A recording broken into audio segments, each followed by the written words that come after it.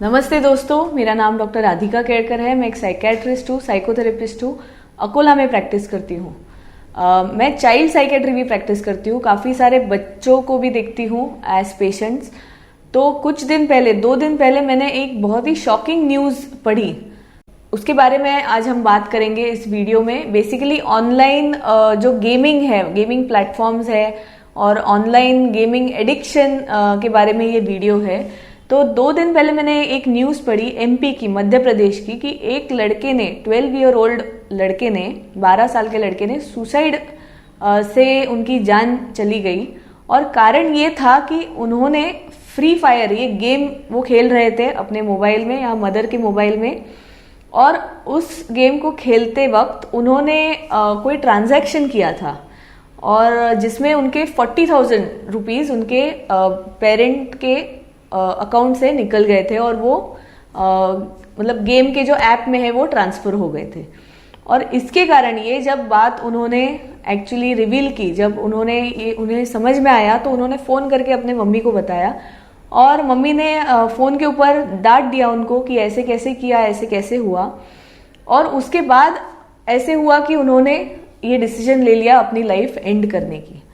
और जब उनकी बहन थी घर में, तो बहन को समझ में आया कि भाई दरवाज़ा नहीं खोल रहा, और फिर समझ में आया कि ये घटना हो गई है।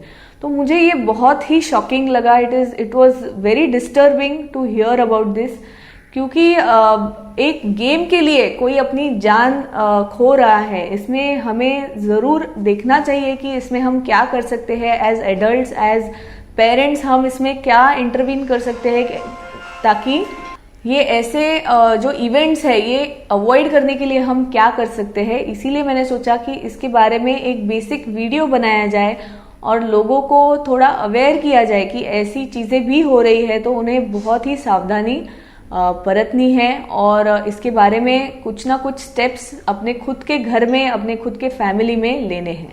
पहला पॉइंट इसमें यह है कि पेरेंट्स को वॉच रखना है अपने बच्चों के ऊपर कि वो क्या कर रहे हैं। ऐसे हो गया है आजकल की ऑनलाइन स्कूलिंग के वजह से, ऑनलाइन स्कूल्स की वजह से हर एक बच्चे के पास मोबाइल होता है। तो ये एक बहुत ही प्रॉब्लमेटिक चीज हो गई है लॉकडाउन की वजह से, कोरोना की वजह से, कि लोगों को, बच्चों को एक्सेस मिल गया है, मोबाइल फोन का एक्सेस बहुत ही इजीली मिल गया है, क्योंकि ये जरूरी बात हो गई है।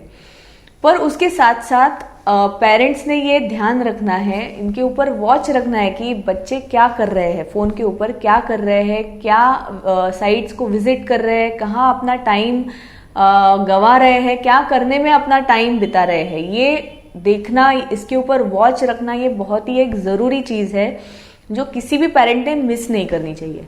बात ऐसी है कि मोबाइल या फिर गैजेट का जो एडिक्शन है, ये किसी भी शराब के जैसे हम कह सकते हैं, राइट। किसी भी फैमिली में अगर कोई इंसान बच्चे को शराब देगा, क्या शराब ऑफर करेगा या फिर शराब लेने में ठीक है बोलेगा? नहीं कहेगा। सभी लोग बोलेंगे कि शराब तो चीज बच्चों के लिए नहीं बनी है, राइट।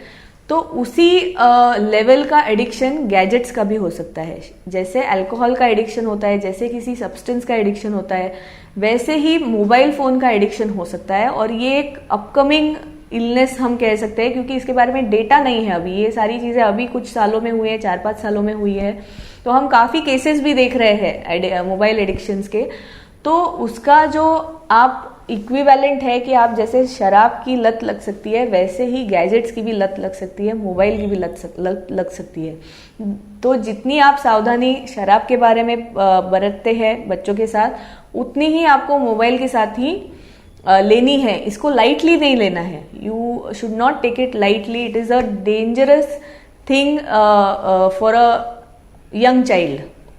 तो जैसे हम 18 की उम्र के बाद में फ्रीडम देते हैं बच्चों को अबाउट सो मेनी थिंग्स, तो वो ही हमें फ्रीडम यहाँ पे भी थोड़ा रोक के रखना है मोबाइल यूज के बारे में।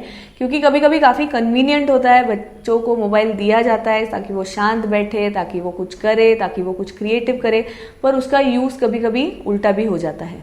तो फर्स्ट ऑफ ऑल आपको वॉच रखना है कि क्या आपका बच्चा कर रहा है, मोबाइल के ऊपर क्या कर रहा है, कि वो जरूरी है कि नहीं।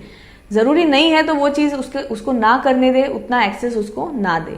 सेकेंडली, पेरेंटल लॉक्स होते हैं, काफी सारे एप्स आए हैं। मुझे भी पूरी जानकारी नहीं है, मैं वो पाने की कोशिश करूंगी, पर पेरेंटल लॉक्स होते हैं, पेरेंटल मॉनिटरिंग सिस्टम्स आती है, काफी सारे एप्स है जहां पे आप लॉक करके रख सकते हैं।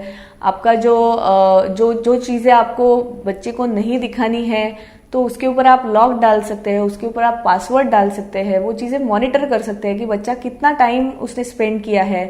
काफी अभी हमारे पास एक मदर आई थी कि वो कह रही थी कि स्कूल चालू रहती है और उसके साथ साथ बच्चा मोबाइल खेलता होता है, तो ये आपको समझ में आएगा कि कितना टाइम बच्चे ने क्या करने को स्पेंड किया है। ये मोबाइल में दिखता है, ऐसे एप्स होते हैं, तो इसके बारे में जानकारी पाइए और उसका यूज कीजिए। अपने मोबाइल में वो लॉक्स लगाइए, वो मॉनिटरिंग सिस्टम्स लगाइए।